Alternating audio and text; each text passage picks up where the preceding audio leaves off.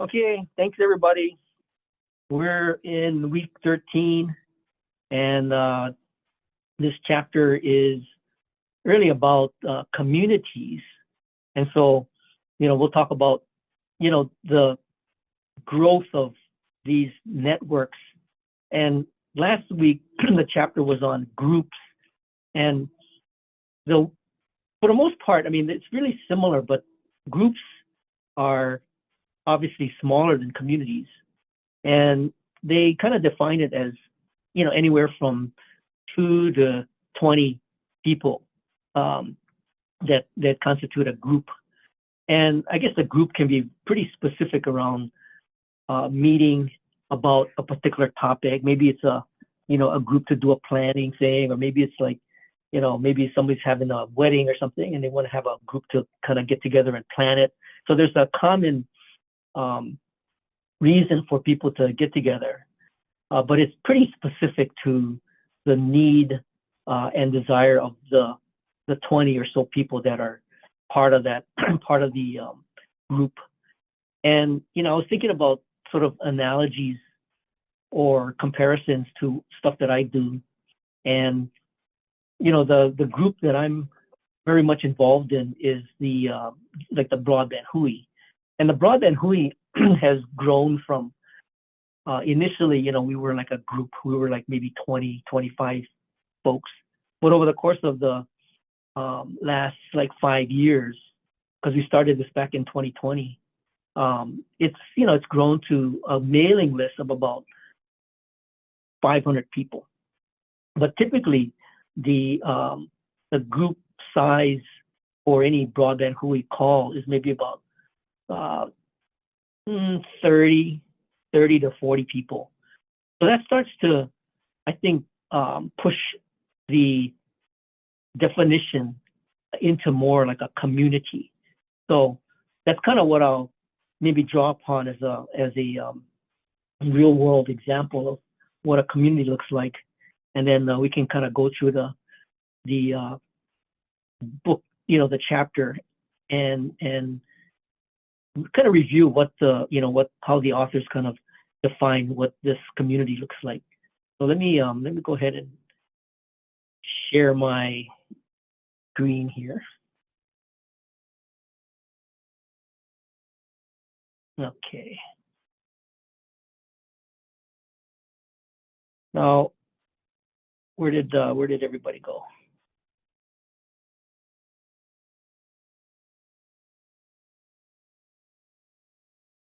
Okay.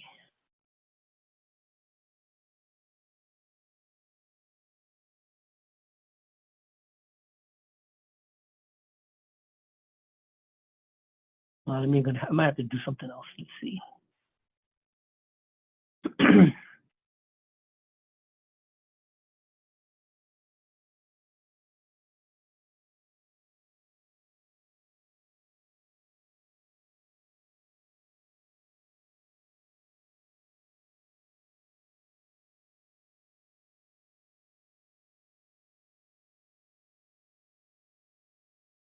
Okay, can you guys see that slide? Yes. Yeah. Okay, and then I'll just sort of scroll through this. Let me see if I can make this bigger.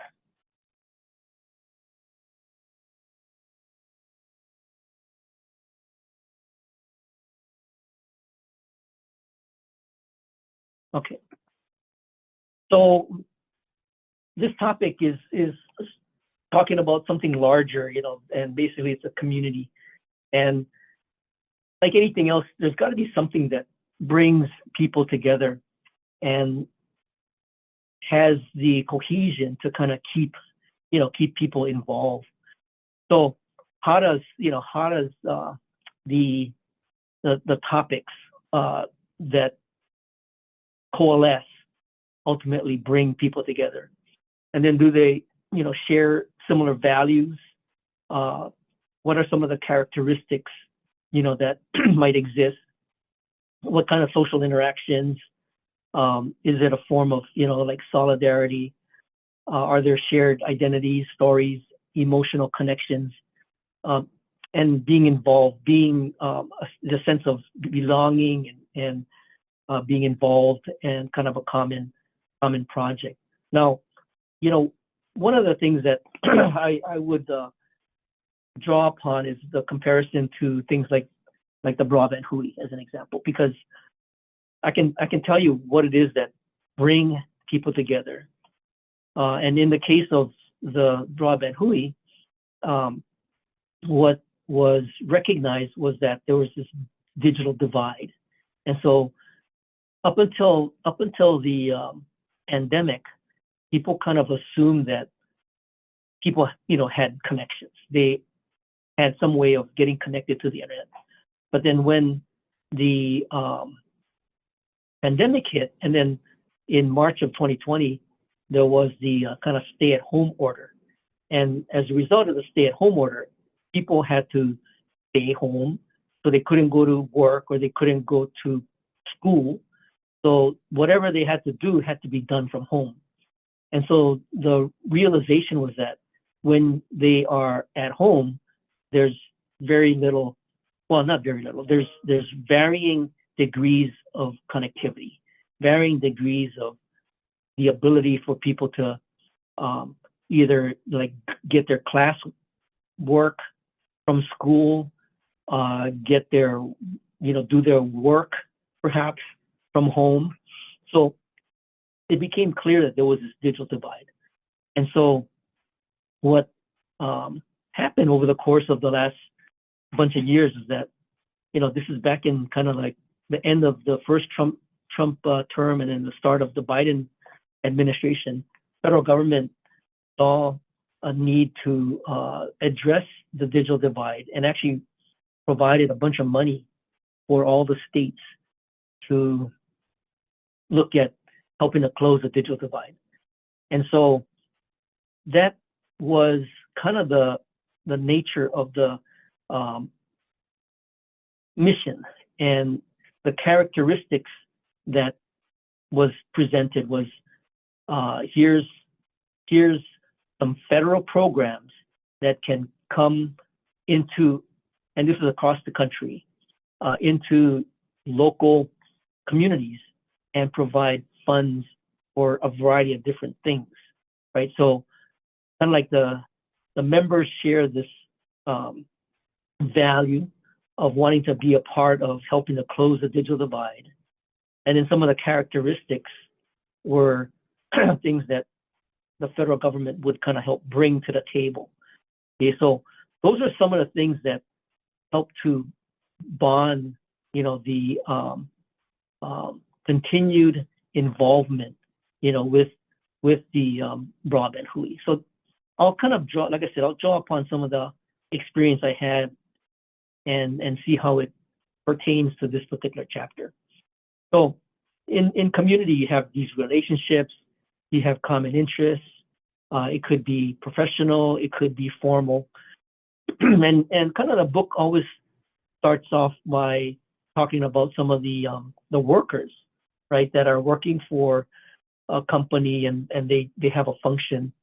So, it kind of starts off with what are some of the relationships that folks have, with their coworkers.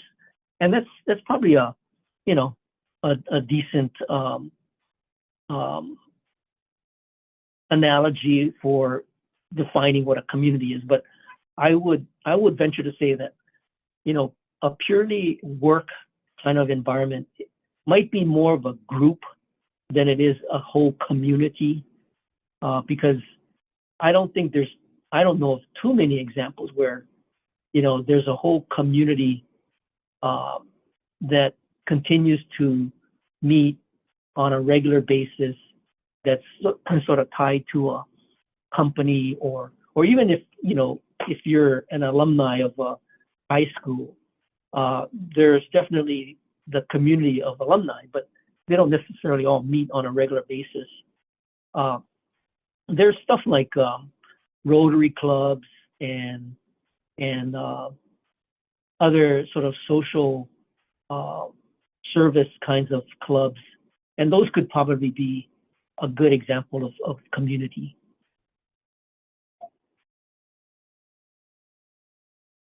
So social communitarian perspective. So you have these um, people, culture, values, emotion, and the criteria for these kinds of communities to exist involve, social interactions. You have a sense of identity, within the community. And so if you look at like a Rotary as an example, uh, Rotary is very much, a group that wants to go out and support community in a variety of different programs. And so individuals, might be very interested in doing that because they may have resources that they can bring to the table. And then from a community standpoint, they may be involved because it's their community that's benefiting from, the work that the Rotary does. So those are some of the social interactions. This shared sort of conception of good life, ethics, worldview. These are, criteria for building these communities. And then you have these shared norms, practices, community structure. And I think the Rotary is another good example. If you draw upon some of the things that we do with the broadband HUI, some of the shared norms would be things like recognizing that the access to the internet is valuable. Being able to use your computer is key to that, is foundational. Understanding how the internet works, how email works, some of those things we really kind of like take for granted. And when you start to take for granted, then you kind of assume everybody who kind of matters to you has it. So you don't really think about the people that don't have it. So the shared norm is the fact that all the folks that are on the HUI calls have internet access, but their shared norm is they recognize that there are people that don't have access, and that there's communities that are quote unquote marginalized, and that they need some assistance in realizing or learning or upskilling so that they have the benefit of some of this digital technology. So that's kind of the norm. And then you have these shared practices, community structure. In our case, like community structure, kind of, we focus a lot on providing this to the community, but the community could be rural, it could be low income, it could be, like veterans or kupuna, and the typical provider of this kind of support comes from nonprofits, mostly nonprofits, because the for-profit companies tend to just want to make money. And so this particular area of work is not really going to make you a lot of money. So a lot of the folks that are involved with this work are nonprofits. And that's what you'll find, you'll find a lot of nonprofits in the social services area. It's not a profit-making effort. It's more, how do you support people in need? And then can you then go about raising money through philanthropic sources or government sources to continue that work? So those are some of the kind of like shared norms and the structure that may enable, these communities to persist. And then within the community, there's, the member benefits and then the responsibilities that come along with, being a part of this community. So, if you might ask, like, what is the benefit for a participant in a Rotary Club?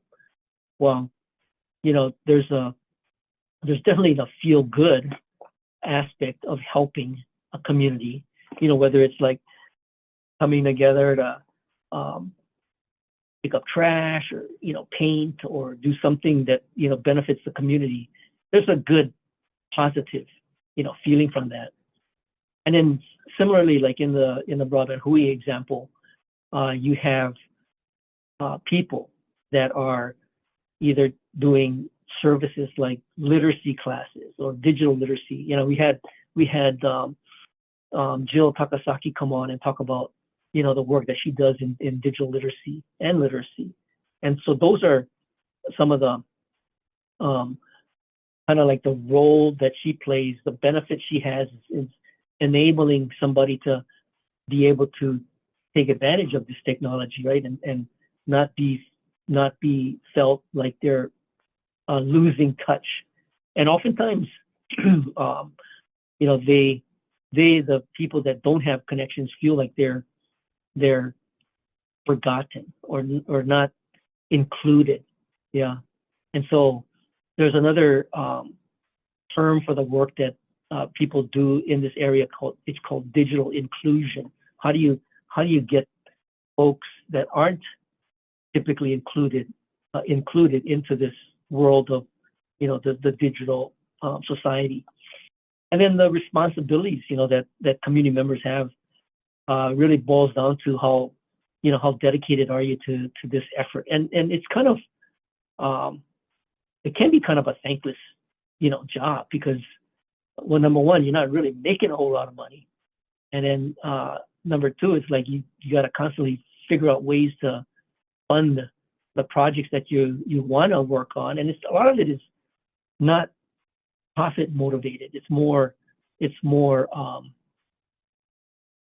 motivated by mission. The mission to help do good. Another nonprofit I'll just bring to your attention is a nonprofit called Hawaiian Hope. And what Hawaiian Hope does, and we've worked with them quite a bit, is provide refurbished computers. So they'll get computers that are discarded, or they're out of warranty from corporations or schools, and then they'll kind of refurbish them, bring it back to a level of functionality, and then make them available for either free or very low cost.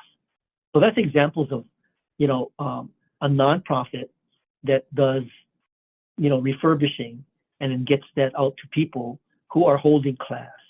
So that's another kind of service that's provided, and that's part of what I sometimes call the in this case, like the digital equity ecosystem.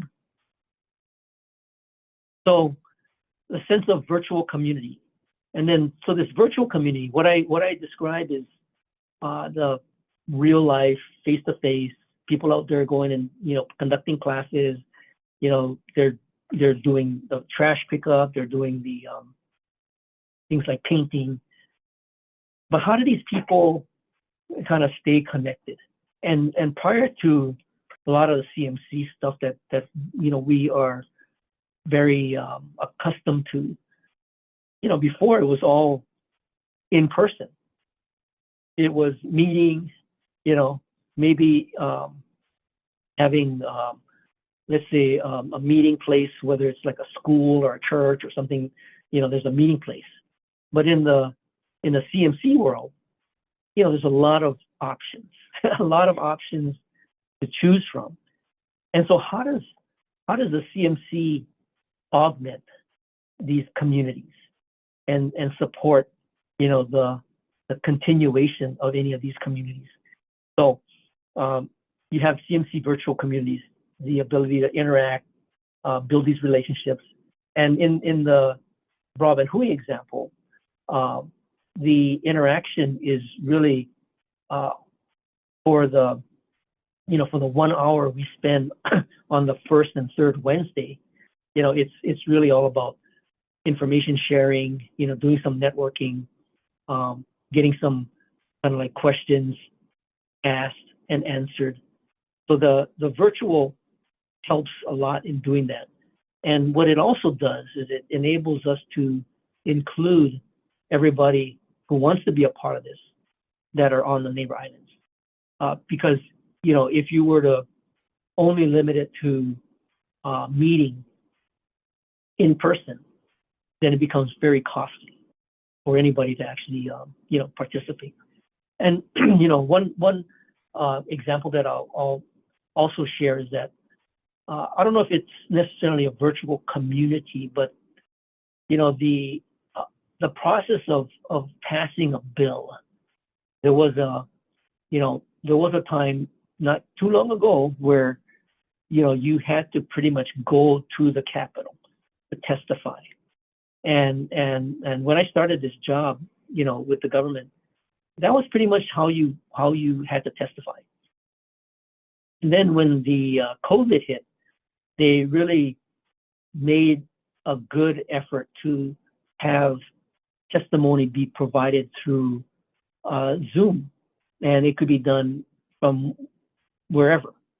So I remember, before Zoom, I mean, you'd have to go to some kind of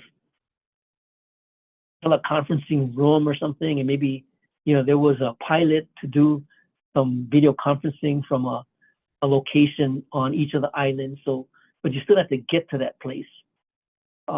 In the case of COVID and the kind of the success of Zoom, you could now Zoom in from anywhere. And so, to the credit of the legislature and the IT staff that supports the legislature, they really made it a point to try to not only enable Zoom, but they were able to make the process pretty seamless. So there's somebody kind of administering the Zoom call. There's like a way to make sure that people are on the call, and then they get called based on the sequence of testifiers. So they get called, they come on camera, they do their testimony, and so it's a well-organized display of people getting sort of civic engagement, getting their testimony in, and sharing their thoughts about a particular bill or whatever, or issue. So that is a really good example of, I think, how this technology was used in what I would consider kind of a community. It's a community of civic engaged folks that want to participate, in the legislative process. So, virtual communities, common interests, you have experience, values, could perhaps share a craft or hobby or politics, religion, club, or a profession. And the politics, is kind of the example that I just shared. It's not necessarily, being, well, it could, when politicians might hold a kind of virtual town hall.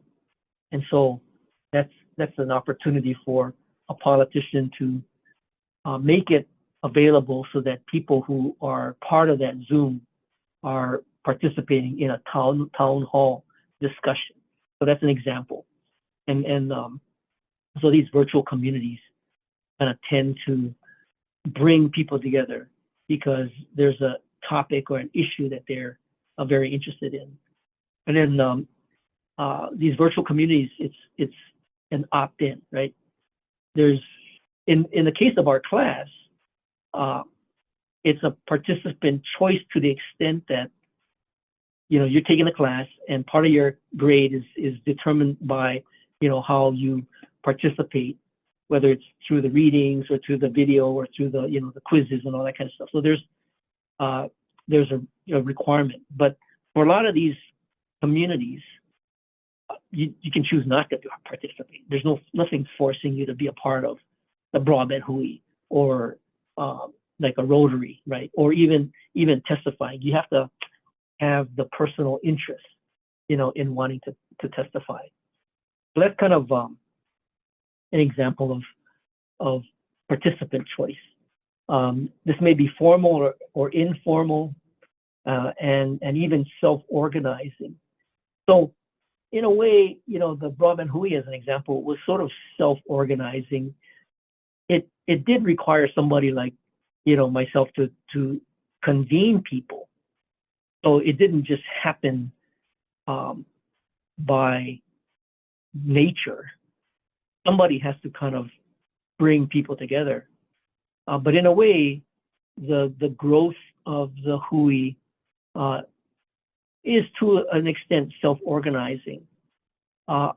Another example of sort of self-organizing is that within the Hui, it's a larger mailing list, right? And then people come together and then participate in our kind of bi-weekly calls. But there are topics that people might want to have a follow-up discussion on that's more specific to an interest, which would then be an example of perhaps a community self-organizing smaller groups. And one example of that is, so the Broadband Hui meets pretty much all year long. And during the year, there's the legislative session.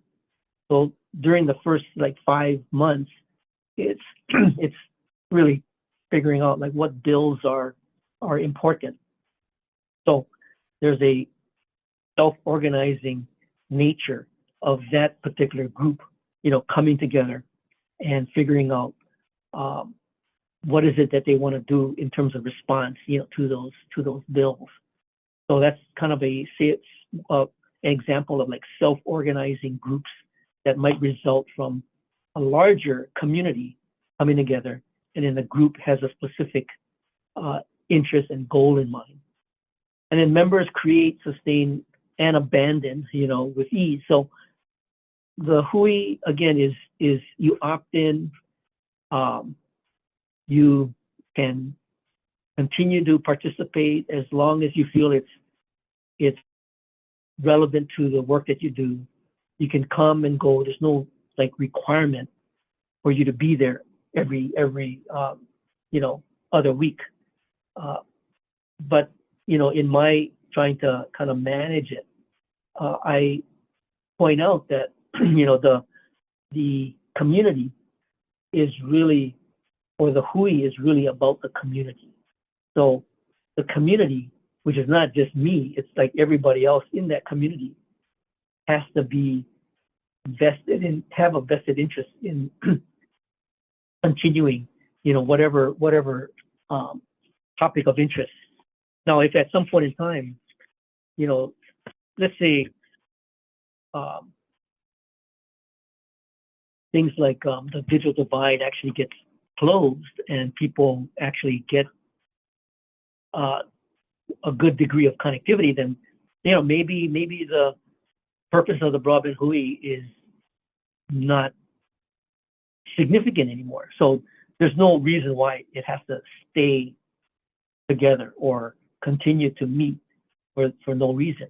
But what I'm noticing, and not to say that the Hui will continue on forever, but there's always going to be things that come into play which are going to still kind of create this divide. And what's happening right now is kind of the AI divide. And I'm hoping that all of you use the tools so that you have a firsthand experience of what the tools enable you to do, because the tool is evolving and changing really quickly. And if you can imagine, if you were on the other side of that digital divide and you were just trying to figure out how to use the computer, how to use the internet, and then all of a sudden, AI takes it and accelerates it exponentially. You can imagine that the divide that exists is going to be even more significant, for those folks. So, not to say that the digital divide is going to last forever, but there are examples of technology creating a continued chasm of people who know or don't know. 3 characteristics of virtual communities: a sense of belonging, the identification, the symbols, the values, the norms, sharing these ideas and beliefs, having some recognition and influence, and then immersion, involvement, connection, trust.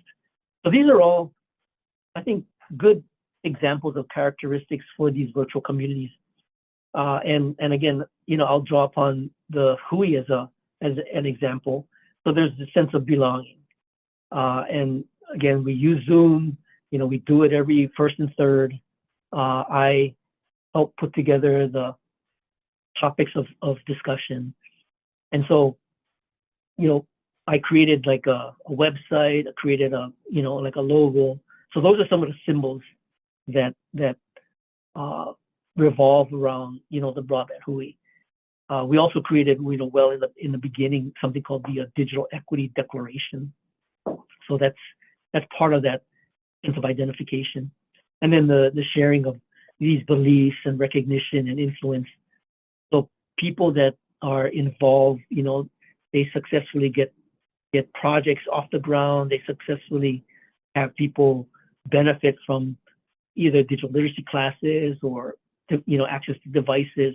So these are things that are influencing the community. They're getting some recognition. There might be an article that gets written about them, So that's kind of a benefit for the participants.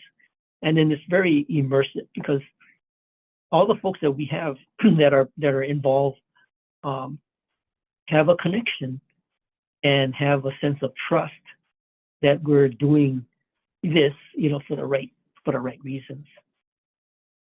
Now, this is a little bit of a departure from the community aspect. This is something called the networked individualism. And this is more descriptive of a person that doesn't necessarily need to be a part of a community, like a Zoom community, or in the real world could be broadband Hui kind of stuff, or like a Rotary.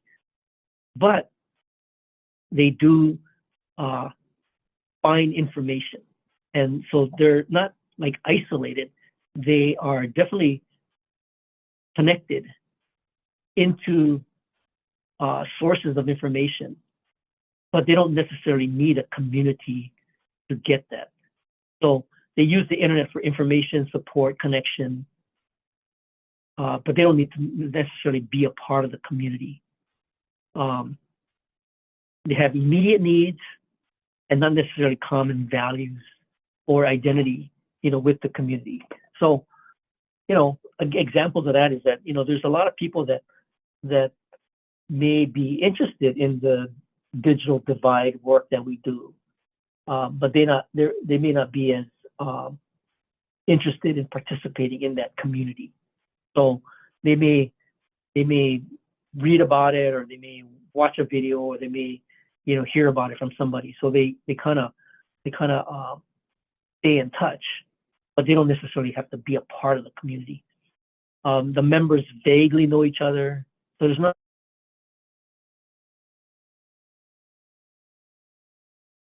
variety of information, emotional resources. So there's a network individuals. In fact, I would venture to say that we all are kind of network individuals anyway.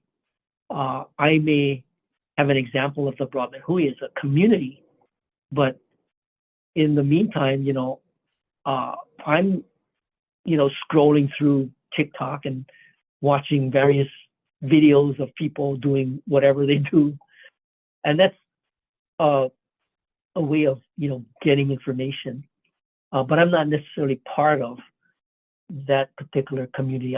One example would be I enjoy watching some of these kind of rescue animal videos, and they're oftentimes like cute and they kind of pull on your heartstrings.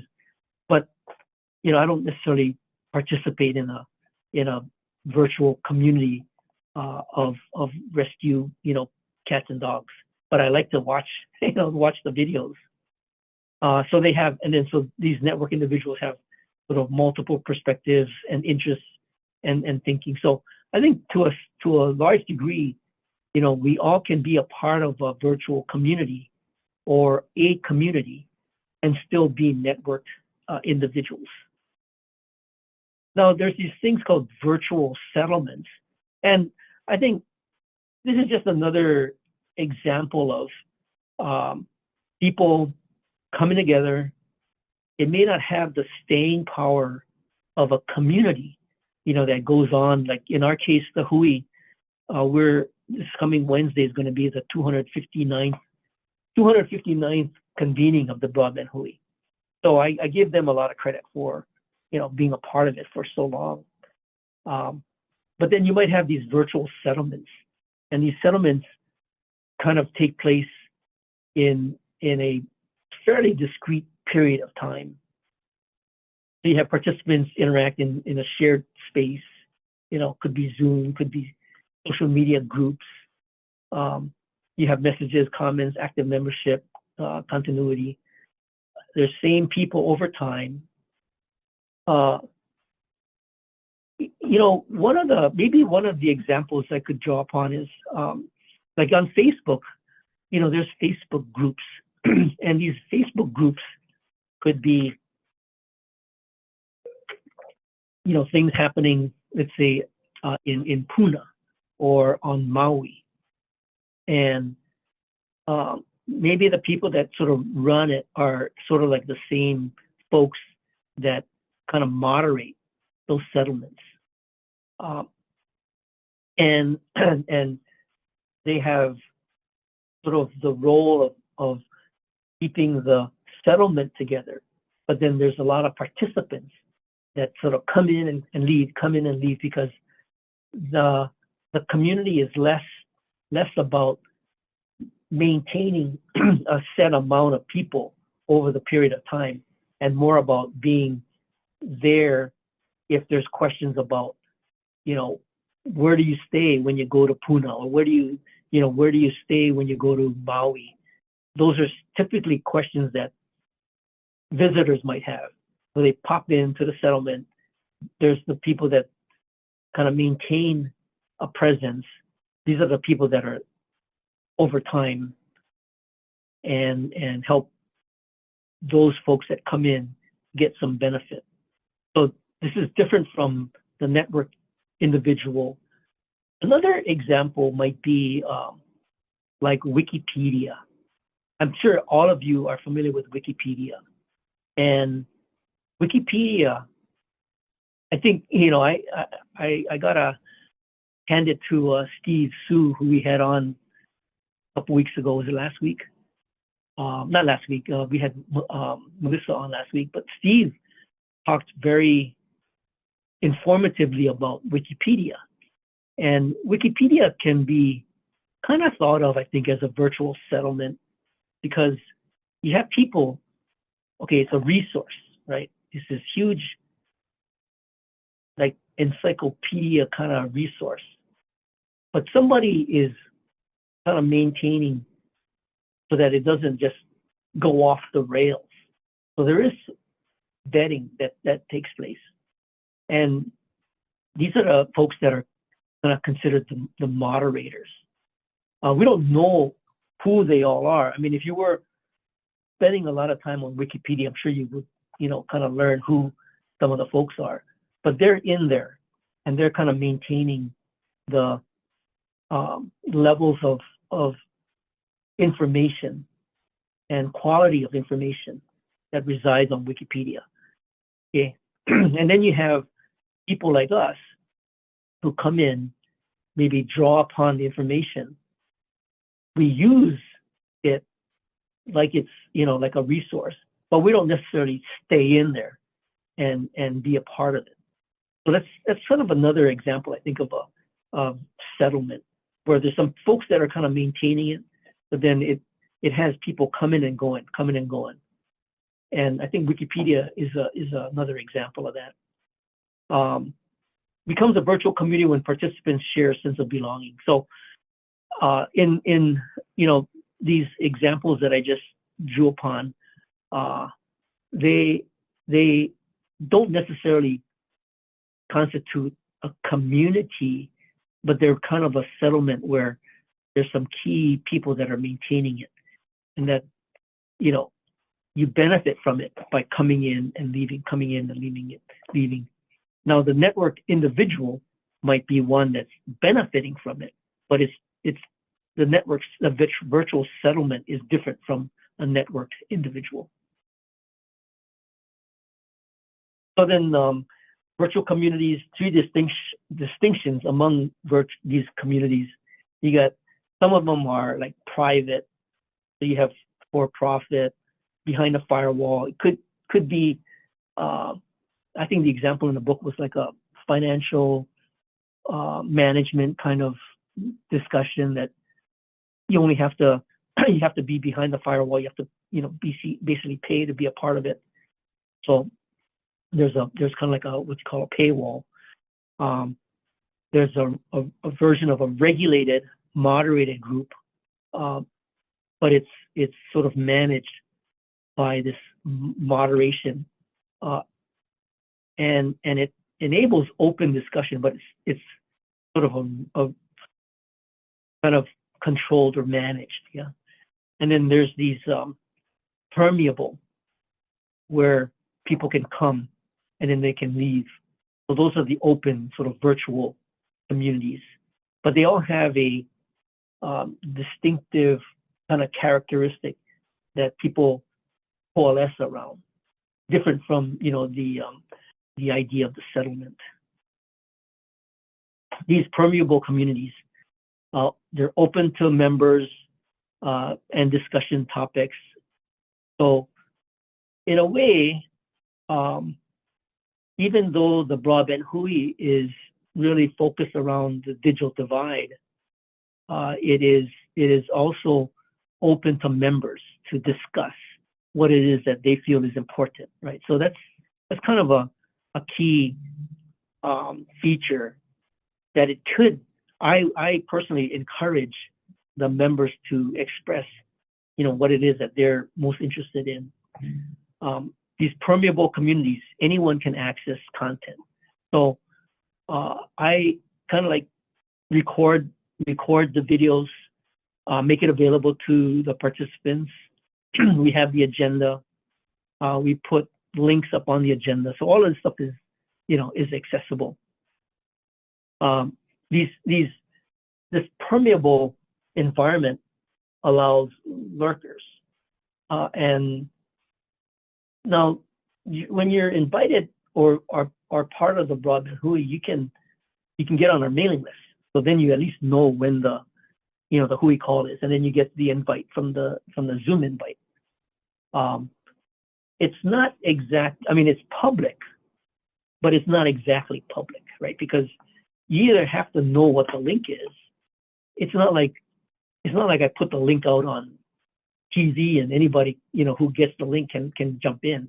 You have to at least know how to get the link, and it's not hard to get the link. Just email me and I'll send you the link. But you have to at least make that effort, right? It's not like you know, when you say public, it's not like, I don't know. I'll argue the fact that even some of these hearings that are considered public, you still have to find the listing of that hearing.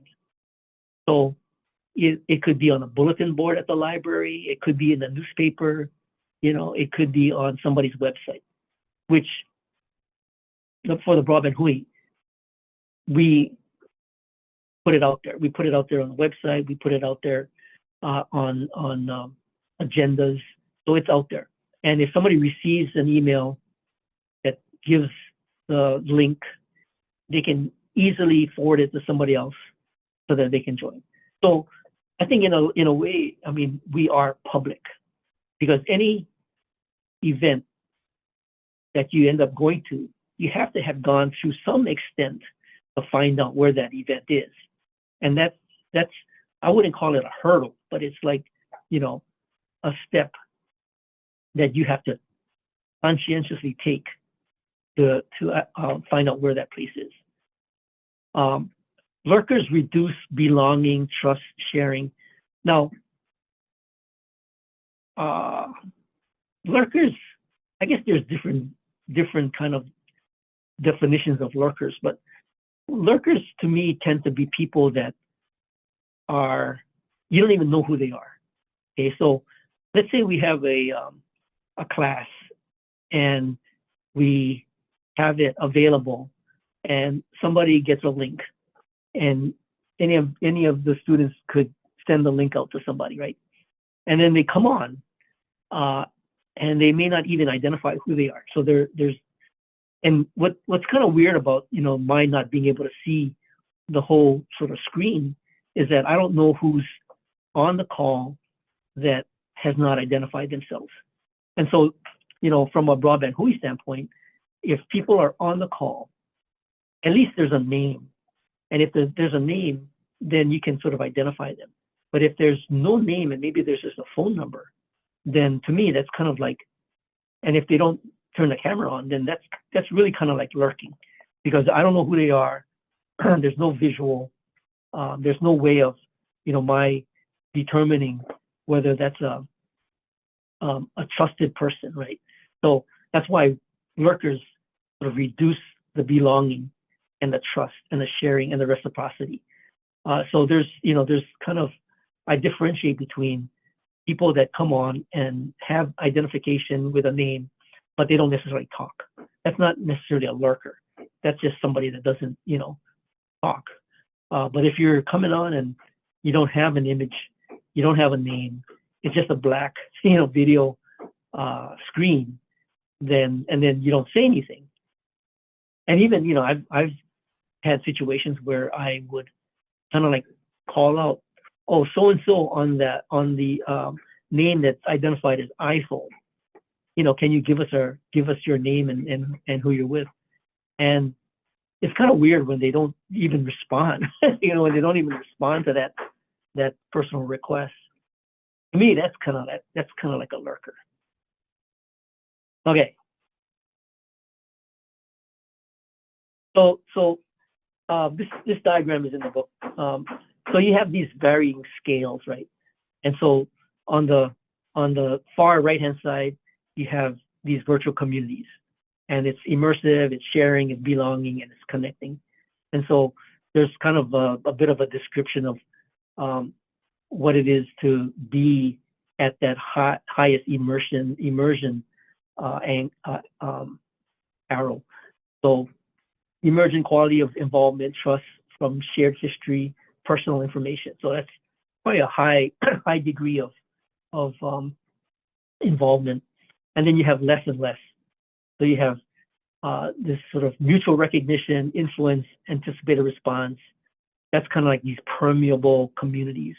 And then you have further out, you have recognition, identification, investment in common symbols. That becomes more of these sort of virtual settlements. And then at the furthest left, you have these networked individuals, and they probably have the least kind of like connection, with this concept of the virtual community. So virtual communities, you have these personal narratives, shape and transform the identities. There's a part in the book that talks about how, participation can kind of evolve how you see yourself, in this particular arena. And I guess one example, and I'll draw upon the broadband HUI again. Personal narratives shape the role that I've played. When the pandemic hit, I didn't really think that there was as big a digital divide as there was.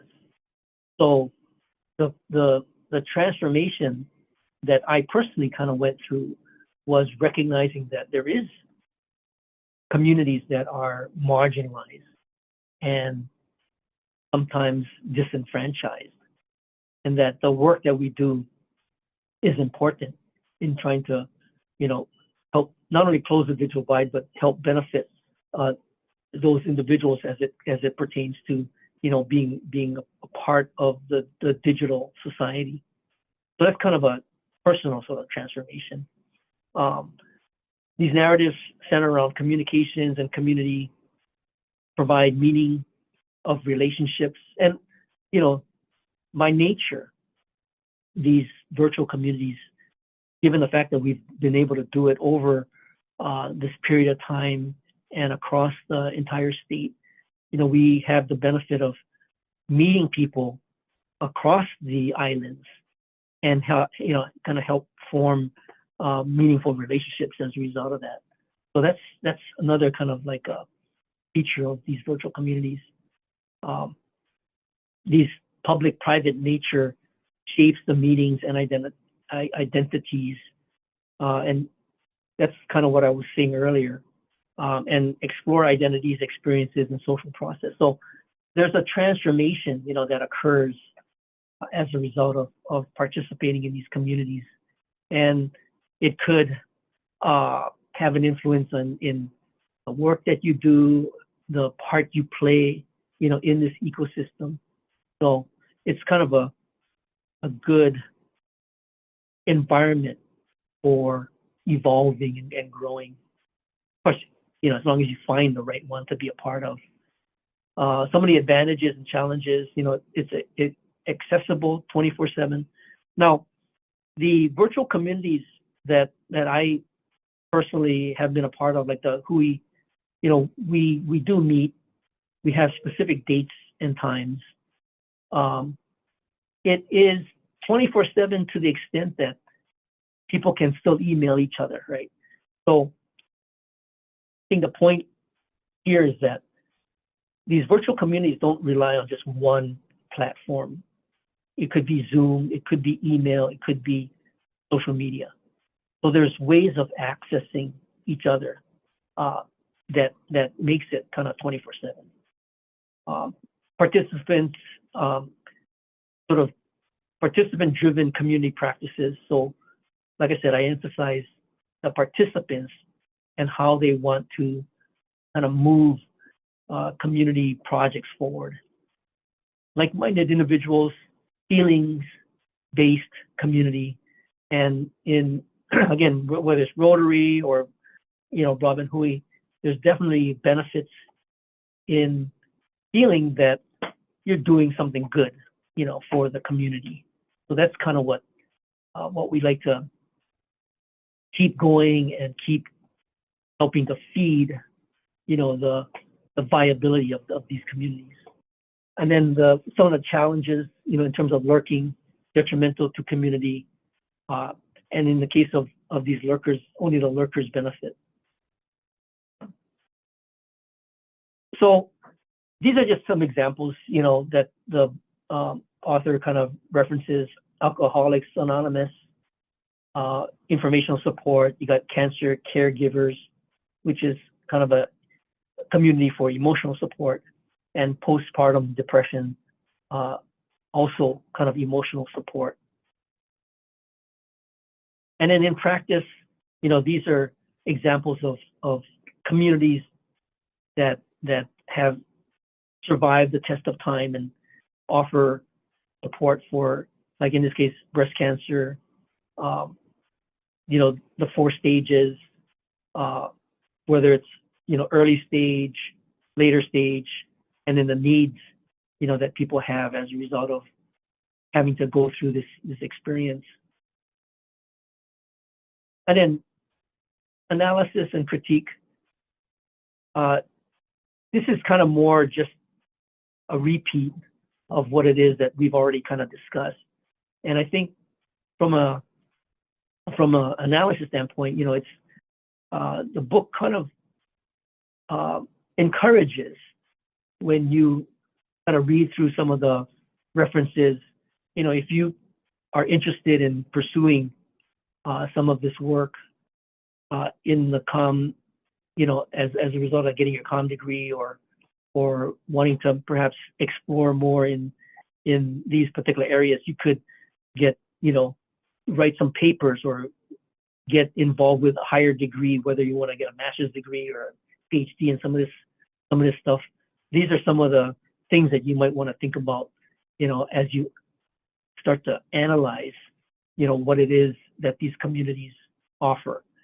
So again, connecting, belonging, reciprocal, information support, network individualism, virtual settlements, and permeability. These are just kind of the author's way of saying these are areas essentially for research. And then similarly, virtual communities ideal, similar to face-to-face. And in the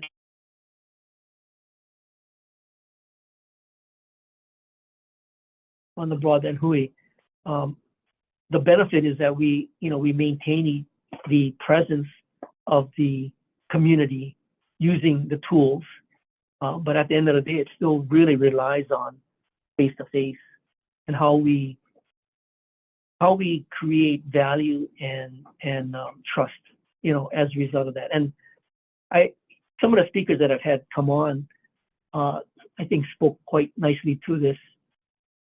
People like James Bakele and Brandon Makava, they both sort of manage to some extent these virtual communities, but they also are doing something in the real world. In James's case, moving people up to Waianae Mauka. In fact, they have a deadline to try to move all the people that are at the boat harbor, up. So that's real. That's for real. That's face to face. And then in Brandon's case, out in Waimanalo, they have the Nation of Hawaii does a lot of stuff on social media, and if you guys get a chance, you should follow his Instagram and post. And they do have these really good face-to-face events. They have a makeke that they do, and they have an Aloha Aina Day. So these are kind of reinforcing, not only the community, the virtual community, but the building of a nation. So again, belonging, easy access. Sometimes it's fleeting. You have people joining, people leaving. It's negative if it cultivates reclusive or solitary generation. But in the cases that I just brought up, it's really about building community and supporting community in a positive way. So that's the presentation for this particular chapter. And again, I want to thank you all for joining. See, the weird thing is, like, I don't see anybody. All I see is myself. So if you flip on your camera, then I'll see you. But next week, this Thursday, we'll have another fellow that I really have a lot of respect for, and he's going to come on and talk about some of the AI tools that I think would be of interest to all of you as you start to develop your, sort of toolkit for communicating and what you should be aware of, once you start actually